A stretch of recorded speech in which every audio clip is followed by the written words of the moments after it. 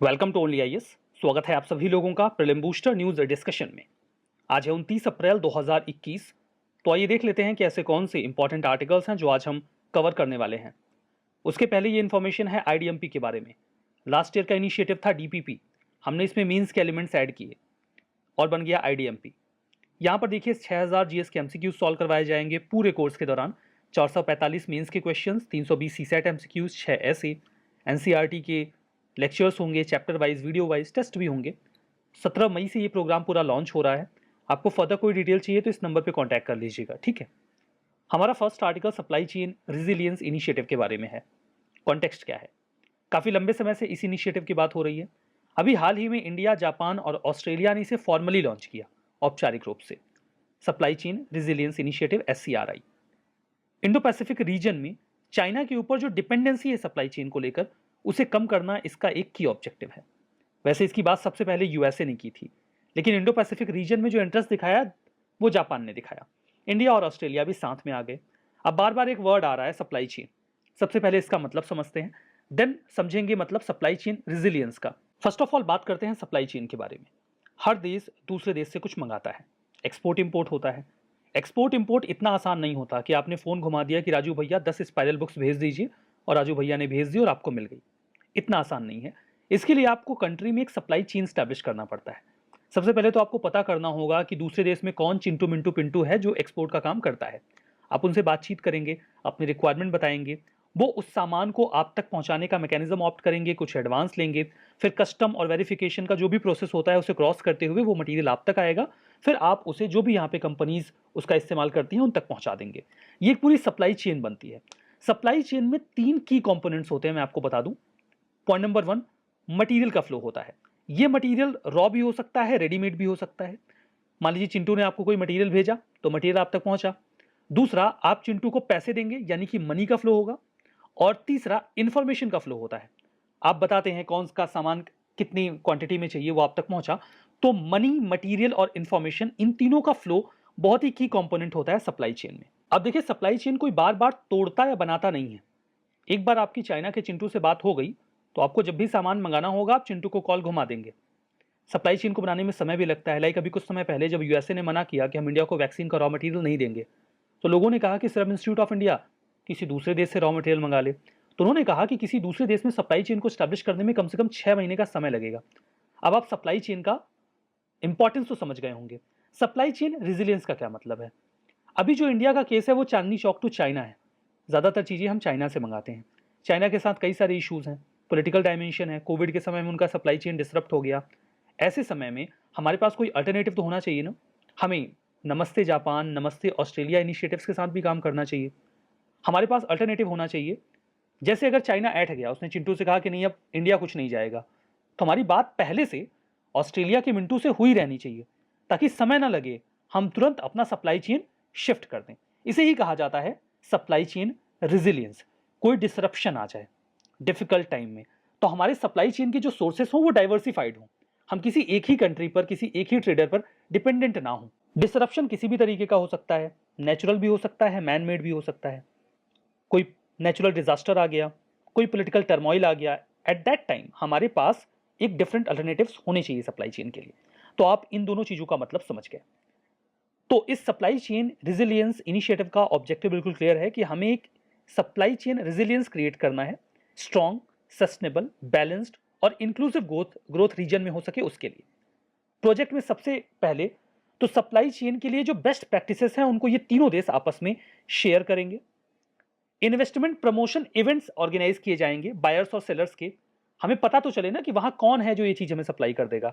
उससे मुलाकात होगी, बातचीत होगी, stakeholders in promotion events में मिलेंगे तो नई नई सप्लाई चेन्स क्रिएट होंगी। पॉलिसी एरियाज क्या होंगे? डिजिटल टेक्नोलॉजी का हम यूटिलाइजेशन करेंगे सप्लाई चेन को एनहेंस करने के लिए। ट्रेड और इन्वेस्टमेंट डाइवर्सिफिकेशन को सपोर्ट करेंगे ये तीनों देश। मीटिंग की बात करें तो तीनों देश के जो ट्रेड मिनिस्टर्स हैं वो साल में कम से कम एक बार मुलाकात करेंगे और SCRI के जो भी ऑब्जेक्टिव्स हैं उनको इंप्लीमेंट करने की कोशिश करेंगे। सिग्निफिकेंस ये रहेगी कि चाइना के ऊपर हमारी डिपेंडेंसी कम होगी। ये सभी देश आपस में अपनी सप्लाई चेन को बेहतर करेंगे और इंडो पैसिफिक रीजन में जो सप्लाई चेन है उसे एक बार फिर से स्ट्रांग बनाया जाएगा, जिसमें चाइना के ऊपर कम डिपेंडेंसी होगी। ठीक है। हमारा next article human right watch के बारे में है। ह्यूमन राइट्स वॉच ने अभी ये कहा कि इजराइल लगातार अपार्थेड यानी कि नस्ल भेद का जो अपराध है वो कमिट कर रहा है, जो ज्यूइश डोमिनेशन है उसे स्टैब्लिश करने की कोशिश कर रहा है, जो पैलेस्टीनियंस उनके रीजन में है या फिर अरब पॉपुलेशन है उसके खिलाफ वो भेदभाव करते हैं। ये न्यूज निकल के आई। ह्यूमन राइट वॉच क्या है? ये एक इंटरनेशनल एनजीओ है, न्यूयॉर्क सिटी में हेडक्वार्टर्ड है। ये रिसर्च और एडवोकेसी करते हैं ह्यूमन राइट के लिए। अब यहां पर इनका जो बाकी का फंक्शन है, देखिए ये कब एग्जिस्टेंस में आए। 1978 में इसे एक एनजीओ के तौर पे फाउंड किया गया था रॉबर्ट एल बर्नस्टीन और आर्य नेयर के द्वारा। एक प्राइवेट एनजीओ था। हेलसिंकी वॉच उस समय इसका नाम हुआ करता था। 1975 में हेलसिंकी अकॉर्ड साइन किया गया था जिसमें ह्यूमन राइट को इंश्योर करने की बात की गई थी। यह एनजीओ बना था कि यह पता करें कि सोवियत यूनियन कंप्लाई कर रहा है इससे कि नहीं कर रहा है। आपको यह बताना है कमेंट बॉक्स में कि हेलसिंकी जगह कहां पर है, यह आप मुझे बताइएगा। ये जो ह्यूमन राइट्स वॉच है ये प्रेशर क्रिएट करता है गवर्नमेंट के ऊपर, पॉलिसी मेकर्स के ऊपर, कंपनीज के ऊपर, जो इंडिविजुअल ह्यूमन राइट एब्यूसर्स हैं उनके ऊपर, कि वो इस एब्यूज को छोड़ दें, ह्यूमन राइट को रेस्पेक्ट करें। ये refugee, children, migrants, political prisoners को एडवोकेट करते हैं, उनकी बातें रखते हैं सरकारों के सामने। ह्यूमन राइट वॉच को 1997 में नोबेल पीस प्राइज मिला। सीधे सीधे कहूं तो डायरेक्टली नहीं मिला। एक्चुअली में जो नोबेल पीस प्राइज मिला था वो International Campaign to Ban Landmines को मिला था, और ह्यूमन राइट्स वॉच इसका फाउंडिंग मेंबर है, तो कुल मिला के इनको भी मिल गया। 2008 में एक जो ट्रीटी साइन की गई थी जिसमें क्लस्टर म्यूनिशन, जो हथियार वगैरह होते हैं, उनको बैन करने की बात की गई थी, उसमें भी इनका की रोल था। हमारा next article deep time project के बारे में है। डीप टाइम प्रोजेक्ट फ्रांस का है। लॉम्ब्रीस केव में इस प्रोजेक्ट को लॉन्च किया गया, अभी हाल ही में खत्म हुआ। ये 40 दिन का प्रोजेक्ट था, 40 डे का। तो पूरा मामला यह है कि 15 वॉलेंटियर्स थे। उन्होंने इंडिया के बिग बॉस शो में रिक्वेस्ट की थी कि उनको एंट्री मिल जाए, मिली नहीं। इन्होंने कहा हम अपना बिग बॉस बनाएंगे। कुल मिला के इन्होंने एक गुफा को चूज किया, उसका नाम था लेम्ब्राइव्स केव। वो उस गुफा में चले गए 15 के 15। इनको वहां पे 40 दिनों तक रहना था। वहां पे जो भी रिसोर्सेज इनको दिए गए थे उसी का इस्तेमाल करना था। वहां पर कोई नेचुरल लाइट नहीं आ रही थी। इनको ये नहीं पता चलेगा अंदर की दिन है कि रात है। इन्हें अपने हिसाब से सारे काम सेट करने पड़ेंगे। इस इनिशिएटिव को स्टार्ट किया गया जो ह्यूमन एडेप्टेशन इंस्टीट्यूट के साइंटिस्ट हैं उनके द्वारा। उन्होंने पार्टनरशिप अवेल की फ्रांस और स्विट्जरलैंड के जो लैब्स हैं उनके। ऑब्जेक्टिव ये था कि ये देखें कि एक स्ट्रेस्ड एटमॉस्फेयर में कैसे एक व्यक्ति खुद को अडॉप्ट करता है, ये 15 लोग कैसे आपस में कम्युनिकेट करते हैं। 15 पार्टिसिपेंट्स थे जो फ्रांस के इस केव में गए। इन्हें अपनी कोई फोन नहीं था, कोई क्लॉक नहीं थी, घड़ी नहीं थी, कोई सनलाइट नहीं थी, तो बॉडी की क्लॉक के हिसाब से इनको काम करना था। टेंट में सोना था और आउटसाइड वर्ल्ड से कोई कांटेक्ट नहीं रहेगा 40 दिन तक। टास्क ये बिना डेडलाइन के अपना खुद ही डिसाइड करेंगे, खुद ही करेंगे, और देखेंगे कि ये कैसे अपने बॉडी के क्लॉक के हिसाब से, स्लीप साइकिल के हिसाब से काम कर पा रहे हैं। सिग्निफिकेंस स्टडी की ये रही कि साइंटिस्ट को मदद मिलेगी कि एक्सट्रीम लिविंग कंडीशन में कैसे एक इंसान अडॉप्ट करता है, ब्रेन की एक्टिविटी में क्या परिवर्तन आता है, कॉग्निटिव फंक्शन में कैसे डिफरेंसेस आते हैं वॉलंटियर्स के। जब वो जा रहे थे तब भी उसे रिकॉर्ड किया गया और इनके लौटने के बाद भी ऑब्वियसली रिकॉर्ड किया जाएगा। तो जानते रहिए, अगर आपसे पूछ लिया जाए डीप टाइम प्रोजेक्ट किससे एसोसिएटेड है तो आपको आइडिया रहे। हमारा नेक्स्ट आर्टिकल प्रोजेक्ट पैरासोल के बारे में है। अभी हाल ही में integrated solar dryer and paralysis pilot plant को चेन्नई में स्टैब्लिश किया गया। इसके पहले कि आगे बढ़ें समझ लीजिए, सोलर ड्रायर एक इक्विपमेंट होता है जिसमें सोलर एनर्जी का इस्तेमाल करके आप किसी चीज को सुखा सकते हैं। पत्तियां सुखा सकते हैं या फिर जो ऑर्गेनिक वेस्ट है उसे भी सुखा सकते हैं, मॉइस्चर कंटेंट कम हो जाएगा। पैरालिसिस प्रोसेस क्या होता है? इसमें जो गीला कचरा होता है उसे प्रोसेस करके बायोकार में और एनर्जी में कन्वर्ट कर दिया जाता है। पैरालिसिस प्लांट होते हैं, उसमें सबसे पहले तो जो कचरा होता है, गीला कचरा है, सपोज करिए अभी हम गीले कचरे को, सूखे कचरे को अलग अलग डिवाइड करके रखते हैं, तो उसमें से सबसे पहले जो मॉइस्चर कंटेंट है उसे निकाला जाता है। उसके बाद उसमें से जो गैसेस हैं उनको निकाला जाता है और फिर उसे बायोकार में कन्वर्ट कर दिया जाता है। पैरालिसिस दो वर्ड से मिलकर बना है। पायरो का मतलब होता है हीट और लिसिस का मतलब होता है तोड़ना, मतलब हीट की मदद से तोड़ना। ध्यान दीजिएगा कि पैरालिसिस के प्रोसेस में ऑक्सीजन का इस्तेमाल नहीं किया जाता, मतलब ये सारा प्रोसेस ऑक्सीजन की एब्सेंस में होता है हीट का इस्तेमाल करके। ठीक है, तो हीट की मदद से किसी भी ऑर्गेनिक कंपाउंड को तोड़ना वो प्रोसेस है पैरालिसिस का, in the absence of oxygen, not presence, absence. ये प्रोजेक्ट पार्ट है एक इंडो जर्मन प्रोजेक्ट का, प्रोजेक्ट पैरासोल, जिसमें जो अर्बन ऑर्गेनिक वेस्ट है उसे बायोकार और एनर्जी में हमें कन्वर्ट करना है स्मार्ट सिटीज में। इस इनिशिएटिव को CSIR CLRI को सौंपा गया Indo German science and technology centre के द्वारा। CSIR CLRI का फुल फॉर्म है council of scientific and industrial research central leather research institute. इस प्रोजेक्ट में अल्टीमेटली टेक्नोलॉजिकल डेवलपमेंट किया जाएगा। जो फाइब्रस ऑर्गेनिक वेस्ट है या सीवेज स्लज है उसे हम ट्रीट करेंगे ताकि बायोकार और एनर्जी में कन्वर्ट कर सकें, एनर्जी का इस्तेमाल कर सकें, कार्बन की जो मात्रा है वो एटमॉस्फेयर में कम जाए, हम वेस्ट को ट्रीट कर लें और इन्वायरमेंट को इम्प्रूव कर सकें।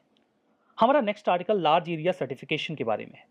14,491 हेक्टेयर एरिया जो UT of Andaman and Nicobar island है उसे फर्स्ट लार्ज कॉन्टिग्यूअस टेरिटरी के तौर पे आइडेंटिफाई किया गया।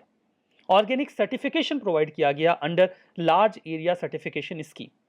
ये तो रहा कॉन्टेक्स्ट, ऑब्वियसली कुछ समझ में नहीं आया होगा, बता देता हूं। हम सभी चाहते हैं कि हमें ऑर्गेनिक मटेरियल खाने को मिले, ऑर्गेनिक ग्रेन, ऑर्गेनिक फ्रूट्स। पता नहीं चलता कि कहाँ का ये जो ग्रेन और फ्रूट है वो ऑर्गेनिक है, कहाँ का नहीं है। ऑर्गेनिक होने का मतलब ये है कि उसमें फर्टिलाइजर, केमिकल्स का इस्तेमाल ना किया जाए। कई सारे ऐसे एरियाज हैं जहां पर नेचुरली ये फर्टिलाइजर, केमिकल्स वगैरह यूज नहीं किया जाता, but we don't have idea. लेकिन अगर हमें कोई बता दे कि नहीं ये वाला जो एरिया है यहां पर ऑर्गेनिक ग्रेन्स या फ्रूट्स उगाए जाते हैं तो हमें पता चल जाएगा। तो जो बड़े एरियाज हैं जहां पर केमिकल्स का, फर्टिलाइजर्स का इस्तेमाल नहीं होता, अब उन्हें एक सर्टिफिकेट दिया जाएगा लार्ज एरिया सर्टिफिकेशन स्कीम के तहत। ऑर्गेनिक सर्टिफिकेशन, वहां से जो भी मटेरियल आ रहा है, जो भी ग्रेन्स आ रहे हैं, फ्रूट्स आ रहे हैं, आप आश्वस्त हो सकते हैं कि वो ऑर्गेनिक है। Department of agriculture and farmers welfare का ये एक फ्लैगशिप प्रोग्राम है, परंपरागत कृषि विकास योजना। उसमें एक unique quick certification program launch किया गया, लार्ज एरिया सर्टिफिकेशन, ताकि हम पोटेंशियल एरियाज में वेरिफिकेशन कर सकें कि यहां पर फर्टिलाइजर्स का इस्तेमाल नहीं हो रहा। इसके तहत जो हर गांव है उसे एक क्लस्टर या ग्रुप के तौर पर ट्रीट किया जाएगा। अगर किसी गांव को लार्ज एरिया सर्टिफिकेशन के तहत सर्टिफाई किया गया है तो उस गांव के सभी फार्मर्स को यह इंश्योर करना होगा कि वो जो स्टैंडर्ड रिक्वायरमेंट है उसे पूरा करते हैं। फर्टिलाइजर्स, केमिकल्स, डिसइंफेक्टेंट का इस्तेमाल वो नहीं करते हैं और एनुअल बेसिस पे उन्हें अपने इस सर्टिफिकेट को रिन्यू करना होगा। फायदा ये होगा कि उनका जो ग्रेन है, जो उनकी फसल है, फ्रूट्स हैं, वो ऑर्गेनिक हैं, तो उनकी डिमांड ज़्यादा रहेगी, वो उससे ज़्यादा फायदा कमा सकते हैं।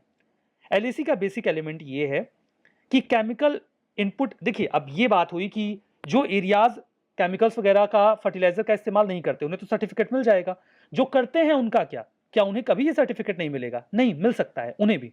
अगर कोई ऐसा एरिया है जहां पर केमिकल यूसेज होता रहा है, उन्हें 2 से 3 साल ट्रांजिशन पीरियड में गुजारने होंगे, फिर ऑर्गेनिक के तौर पे खुद को क्वालिफाई करना होगा। मतलब 2-3 साल वो कोई भी फर्टिलाइजर, केमिकल इस्तेमाल ना करें, फिर वो जाके अप्लाई करें इस लार्ज एरिया सर्टिफिकेशन प्रोग्राम के लिए।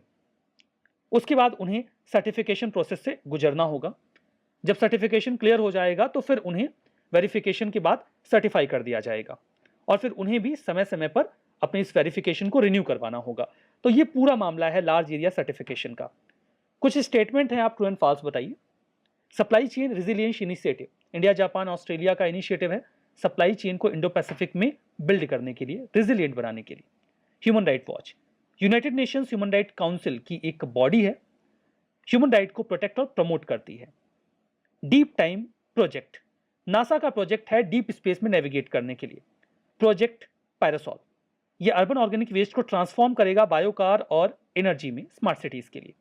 Large area certification, department of agriculture and farmers welfare का फ्लैगशिप जो प्रोग्राम है, परंपरागत कृषि विकास योजना, उसी के तहत ये आता है।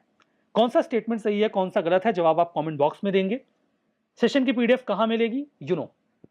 टेलीग्राम चैनल पे, लिंक डिस्क्रिप्शन बॉक्स में मिल जाएगा। बाकी आप only as nothing else search भी कर सकते हैं। तो आज के इस सेशन में बस इतना ही। बहुत बहुत धन्यवाद, सहृदय आभार।